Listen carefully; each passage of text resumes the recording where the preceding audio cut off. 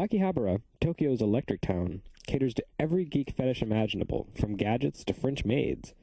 But for Retronauts, the true appeal lies in amazing game stores like Super Potato. So Super Potato, we walked by this earlier, and they were booming music from Metroid. There are pictures of Richter Belmont, Pac-Man, Super Mario. Yeah. On top of the building. It pretty much caters to me. Super Potato is a chain that actually got its start in Osaka, and when I was living in Kyoto, I always went there in sort of Osaka's version of Akihabara called Denden Town, and it's amazing. I mean, it is just they really understand, what retro gamers love to see. Super Potato doesn't have the biggest selection to be found in Akihabara, neither does it offer the best prices, but it does offer a perfect combination of affordability and variety.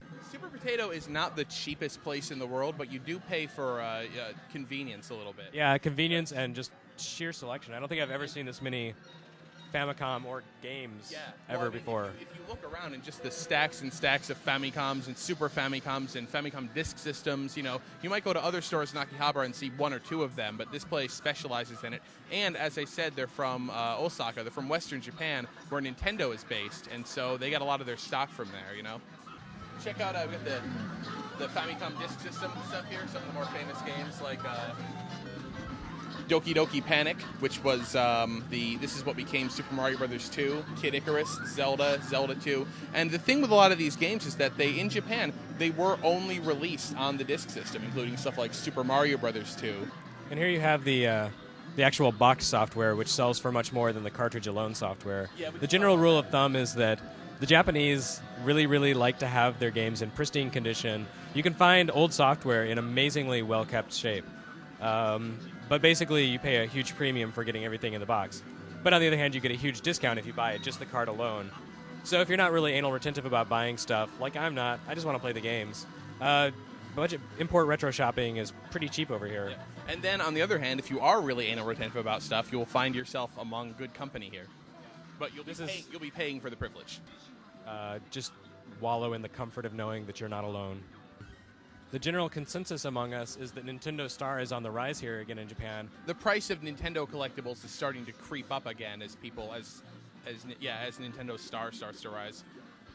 5 years ago when I first came here, the streets flowed with copies of Super Mario Brothers and Mario 3 for the Famicom, and they were like 100 yen. They were like $1, $2 maximum, okay?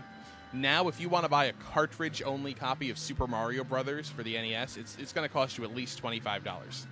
Nintendo nostalgia is a palpable thing in Japan. And it's interesting finding out what is expensive and what is not expensive. Like, yes, Super Mario Brothers is really stupid dirt cheap in the US, but really expensive here, whereas something like, say, Dragon Quest IV is a mere 500 yen.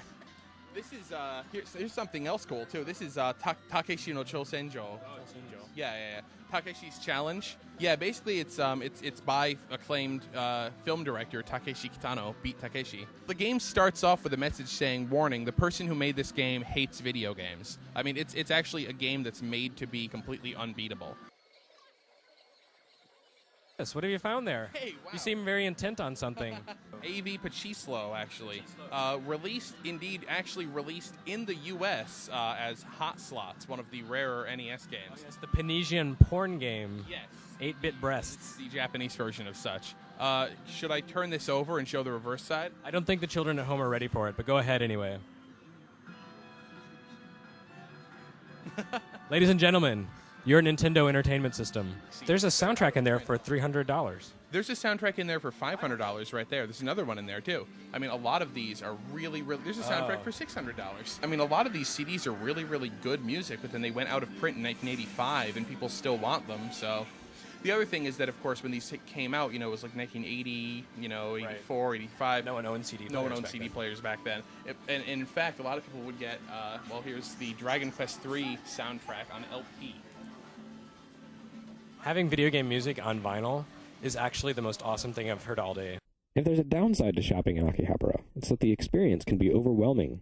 Even if you can read the tiny Japanese titles on rows of nearly identical CD spines, good luck sorting out the hidden gems from the total crap. And good luck trying to turn a profit with that most time-honored nerd tradition, eBay speculation. Right before we checked out, I found hella awesome Super Famicom games for not very much money at all. We got some, Shin Megami Tensei game, Fire Emblem, Yu Yu Hakusho for 50 yen. So I think I can do really, really well. You just might. And we're older and possibly wiser now. And one of us is richer. One of us is richer, one of us is not. Chris, why don't you tell me about how you're richer, and I can talk about how I'm not. Well, my auctions, I would say, went really well. I think in the aggregate, I made a couple of dollars profit off of all of those random bargain games that I got, but most of my profit actually came from Virtual Fishing for Virtual Boy, which I bought at about $30 and sold for about $80. How much did you make total? I made $50. I think I spent about $43, and I made in total $93. And while Chris represents the wisdom of Akihabara speculation, I represent the folly. I bought the copy of Rockman and Forte for Wonder Swan in box, perfectly pristine, totally mint, and it was crushed on the way back. I probably should have taken it as a carry-on. So, any recommendations on games that people should look for besides Dracula X and Virtual Fishing? Well, certainly the areas that those cover, PC Engine games that didn't come out here. Turbo Duo fans are still really into those.